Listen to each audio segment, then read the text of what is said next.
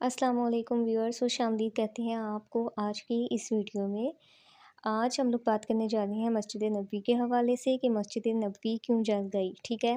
یہ ایک ایسا ٹاپک ہے جس پہ بات جو ہے وہ بڑی محتاط ہو کر بڑے اچھے انداز سے کرنی پڑتی ہے، کیونکہ یہ ایک بہت اچھا ٹاپک ہے کہ مسجد کیوں جل گئی، اور وہ مسجد ایسی ہے جس کے بارے میں ہم لوگ کوئی جو ہے وہ شک والی بات بھی نہیں کر سکتے۔ اسی لیے میرے پاس اس وقت بک ہے روحانی حکایات کی۔ ٹھیک ہے، اس کے اندر لکھا ہوا ہے، اس کے اندر سارا بتایا گیا ہے کہ مسجد نبوی کیوں جل گئی،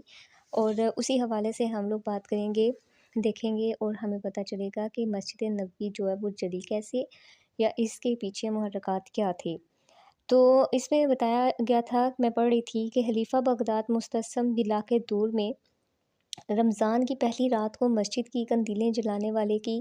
روشنی سے مسجد نبوی میں، اس کی آگ سے مسجد نبوی میں ایسی تباہ کن آگ لگ گئی کہ پوری مسجد اور مسجد کی جو خوبصورتی ہے،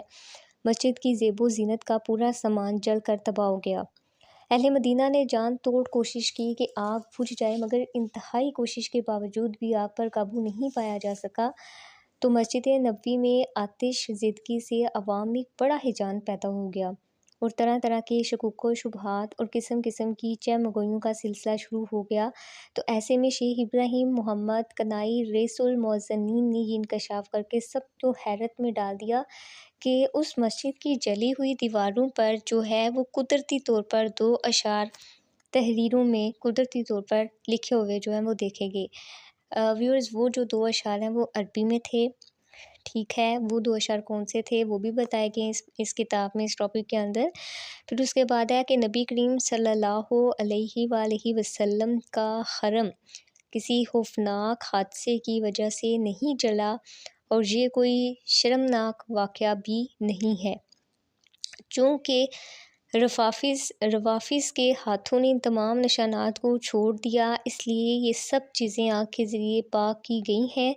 اور واقعہ یہ بھی تھا کہ ان دونوں مدینہ منورہ اور مسجد نبوی پر روافظ کا پورا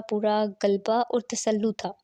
چنانچہ شہر کا قاضی، مسجد کے خطیب، مسجد کے حکام وغیرہ سب کے روافظ ہی تھے، یہاں تک کہ ابن فرحون کا بیان ہے، کوئی شخص اہل سنت کی کتابوں کو مدینہ منورہ میں نہیں پڑھ سکتا تھا۔ لیکن اب اگر ہم لوگ اس کا تبصرہ دیکھتے ہیں تو اس میں شک نہیں کہ جس طرح نیک لوگوں کی برکتوں سے رحمتوں کا نزول ہوتا ہے، اسی طرح بد عقیدہ اور بد عمل لوگوں کی وجہ سے قسم قسم کی بلائیں اور آفتیں آتی رہتی ہیں۔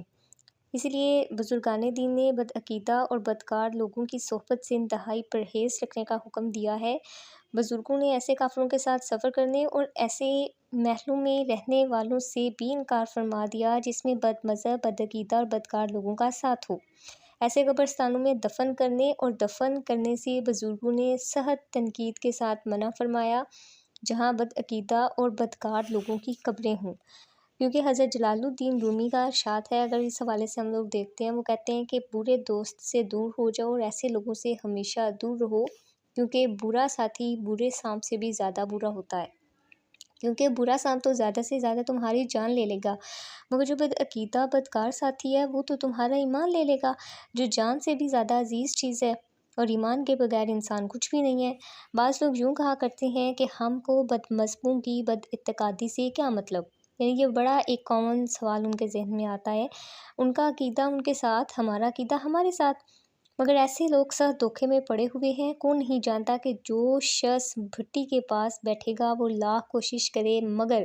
اس کو آگ کی گرمی ضرور پہنچے گی، ظاہر وہ پاس جو بیٹھا ہوا ہے اور اس کو اس کا اثر تو پہنچے گا۔ اسی طرح بد عقیدہ اور بدکار کی صحبت ضرور اپنا اثر دکھائے گی، کچھ نہیں ہوگا تو ان لعنتوں اور بلاؤں میں سے ضرور کچھ حصہ پا لے گا جو ان لوگوں پر ان کی بد عملی کی وجہ سے اترتی رہتی ہے۔ تو یہ آج کا ٹاپک تھا کہ مسجد نبوی جل گئی یا جلائی گئی، سارا پروسیس کیا تھا۔ میرے پاس یہ روحانی حکایات کی کتاب ہے، ٹھیک ہے، بہت مزے کی کتاب ہے، اس کے اندر سے میں پڑھ رہی تھی، میں سوچا آپ لوگوں سے بھی شیئر کر دوں، آپ لوگ بھی ضرور اس کی پڑھیے گا۔ حضرت علاوہ عبد المصطفی اعظمی جو ہے وہ رائٹر کا نام ہے، ٹھیک ہے انہوں نے مرتب کی ہے، اور اس کی قیمت بھی بہت کم ہے۔ اگر آپ لوگ لے کے پڑھیں گے تو آپ لوگوں کو اور بھی اس میں سے بہت جو ہے وہ نالج والی چیزیں اور واقعات ملتے رہیں گے۔ میں کوشش کروں گی اگلی ویڈیو میں بھی اسی طرح کی آپ لوگوں کے لیے کوئی جو ہے وہ ویڈیو لے کے آؤں جو آپ لوگوں کی انفارمیشن میں اضافہ کرے اور آپ لوگوں کی معلومات کو جو ہے وہ مزید وسیع کرے۔ اپنی دعاؤں میں ضرور یاد رکھیے گا۔ اگر آپ کا کوئی سوال ہے تو آپ کمنٹ باکس سیکشن میں پوچھ سکتے ہیں۔ اپنی دعاؤں میں جو ہے وہ ضرور یاد رکھیے گا۔ حاضر ہوں گی ایک نئی ویڈیو اور ایک نئے موضوع کے ساتھ، ایک نئے عنوان کے ساتھ۔ تب تک کے لیے اللہ حافظ۔